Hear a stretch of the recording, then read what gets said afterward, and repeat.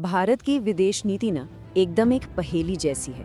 देखिए, एक तरफ तो वो अमेरिका और वेस्टर्न देशों के साथ अपनी दोस्ती लगातार बढ़ा रहा है और दूसरी तरफ रूस के साथ उसके रिश्ते पहले से कहीं ज्यादा मजबूत हो रहे हैं। तो ये हो कैसे रहा है? चलिए आज इसी अनोखे गठबंधन को समझने की कोशिश करते हैं। तो सबसे बड़ा सवाल यही उठता है, यूक्रेन पर हमले के बाद जब पूरी दुनिया रूस पर तरह तरह के प्रतिबंध लगा रही थी, तब भारत का उसके साथ व्यापार आसमान क्यों छूने लगा? आखिर ऐसा क्यों? चलिए इसका जवाब ढूंढते हैं। और हाँ, ये कोई मामूली उछाल नहीं था। पूरे 590% 2022 के बाद से दोनों देशों के बीच व्यापार में इतनी जबरदस्त बढ़ोतरी हुई है। ये नंबर साफ साफ दिखाता है कि पर्दे के पीछे कुछ तो बहुत बड़ा चल रहा है। तो आखिर इस कहानी की शुरुआत होती कहाँ से है? देखिए, आज जो हो रहा है उसे समझने के लिए हमें थोड़ा पीछे चलना पड़ेगा इतिहास में, क्योंकि भारत और रूस की जो दोस्ती है ना, उसकी जड़ें बहुत बहुत गहरी हैं। देखिए, रिश्ते की शुरुआत तो 1947 में भारत की आज़ादी के साथ ही हो गई थी, लेकिन जो असली टर्निंग पॉइंट था वो आया 1971 में, जब शांति और मैत्री संधि पर साइन हुए। ये एक तरह से गेम चेंजर साबित हुआ और फिर आगे चलकर साल 2000 में इस दोस्ती को रणनीतिक साझेदारी का नाम देकर और भी मजबूत कर दिया गया। अब 1971 की वो संधि सिर्फ एक कागज का टुकड़ा नहीं थी। जरा सोचिए वो दौर कैसा था। अमेरिका और चीन दोनों पाकिस्तान के साथ खड़े थे। ऐसे मुश्किल समय में सोवियत संघ भारत के लिए एक ढाल बनकर खड़ा हुआ। बस उसी एक पल ने उस गहरे विश्वास की नींव रखी जो आज तक चली आ रही है। वैसे तो कागजों पर दोनों देश मल्टीपोलर वर्ल्ड यानी बहुध्रुवीय दुनिया की बात करते हैं, लेकिन सच पूछिए तो इसका मतलब दोनों के लिए बिल्कुल अलग है। जमीन आसमान का फर्क है। भारत चाहता है कि ग्लोबल नियमों में सुधार हो और उसे एक बड़ी शक्ति के रूप में आगे आने की जगह मिले। वहीं रूस का मकसद एकदम साफ है, उसे बस अमेरिका के दबदबे को चुनौती देनी है। तो मतलब शब्द एक ही है पर सोच एकदम जुदा। चलिए अब बात करते हैं उस पिलर की जो इस रिश्ते की दशकों से जान रहा है, डिफेंस कोऑपरेशन। लेकिन अब लगता है कि इसी मजबूत पिलर में कुछ दरारें आने लगी हैं। जरा इन आंकड़ों पर एक नजर डालिए। सिर्फ एक दशक में भारत के हथियार आयात में रूस की हिस्सेदारी 76% से गिरकर सीधी 36% पर आ गई है। इससे एक बात तो बिल्कुल साफ है कि भारत अब अपनी रक्षा जरूरतों के लिए सिर्फ एक देश पर निर्भर नहीं रहना चाहता। तो भारत ऐसा कर क्यों रहा है? इसके पीछे कई कारण हैं। S-400 मिसाइल सिस्टम की डिलीवरी में देरी हो रही है। जो मौजूदा उपकरण हैं, उनके स्पेयर पार्ट्स आने में दिक्कत हो रही है। लेकिन इन सबसे भी बड़ी चिंता की बात है रूस और चीन की बढ़ती नजदीकियां। और चीन, जैसा कि हम सब जानते हैं, भारत का सबसे बड़ा रणनीतिक प्रतिद्वंदी है। लेकिन ये कहानी यहीं खत्म नहीं होती।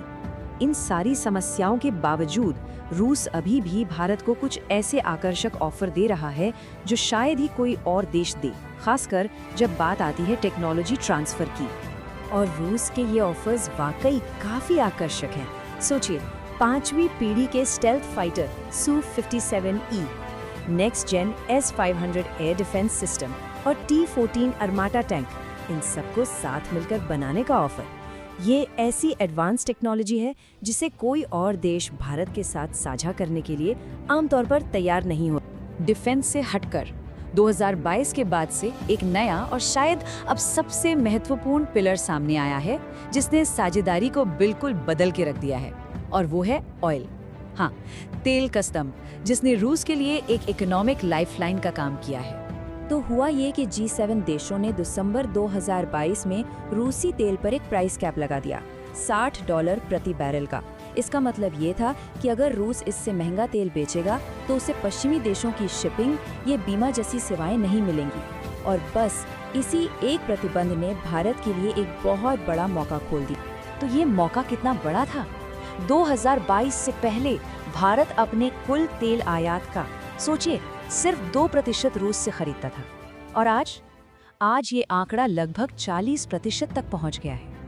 ये जो बदलाव है, ये सच में कमाल का है। और इस बदलाव का आर्थिक फायदा वो भी बहुत बड़ा था। एक अनुमान के मुताबिक युद्ध शुरू होने के बाद से रियायती रूसी तेल खरीदने से भारत को लगभग $13 अरब की बचत हुई है। ये पैसा अर्थव्यवस्था को स्थिर रखने और महंगाई को नियंत्रण में रखने में काफी काम आया। तो भारत ये सब मैनेज कैसे कर रहा है? मतलब एक तरफ पश्चिम से दोस्ती और दूसरी तरफ रूस से इतना बड़ा व्यापार। इसका जवाब भारत की विदेश नीति के मूल सिद्धांत में छिपा है। इस सिद्धांत को कहते हैं रणनीतिक स्वायत्तता। इसका सीधा सा मतलब है भारत के लिए अपने राष्ट्रीय हित सबसे ऊपर हैं। वो किसी एक टीम या कैंप का हिस्सा बनकर नहीं रहना चाहता, बल्कि मुद्दे के आधार पर अलग अलग देशों के साथ साझेदारी करने की आज़ादी बनाए रखना चाहता है। तो हाँ, इसे तटस्थता समझने की गलती नहीं करनी चाहिए। ये एक सोची समझी रणनीति है। इसे बहुसंरेखण कहते हैं। इसी रणनीति के तहत भारत एक ही समय पर अमेरिका के साथ भी अपने रिश्ते गहरे कर रहा है और दूसरी तरफ ग्लोबल साउथ की आवाज भी बन रहा है। ये एक बहुत ही नाजुक लेकिन सोचा समझा संतुलन है। लेकिन अब आगे क्या? इस कहानी का भविष्य क्या है? इतने सारे ऐतिहासिक संबंधों और नए आर्थिक फायदों के बावजूद ये साझेदारी आज एक ऐसे चौराहे पर खड़ी है जहां आगे एक बहुत बड़ी चुनौती इंतजार कर रही है। और इस रिश्ते का सबसे बड़ा इम्तिहान है चीन।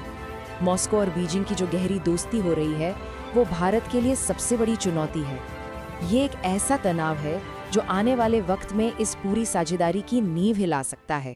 तो आखिर में सवाल यहीं आ जाता है, इस तेजी से बदलती दुनिया में क्या ये ऐतिहासिक साझेदारी, ये अनोखा गठबंधन वक्त के साथ खुद को ढाल पाएगा या फिर टूट जाएगा? इसका जवाब जो भी हो, वो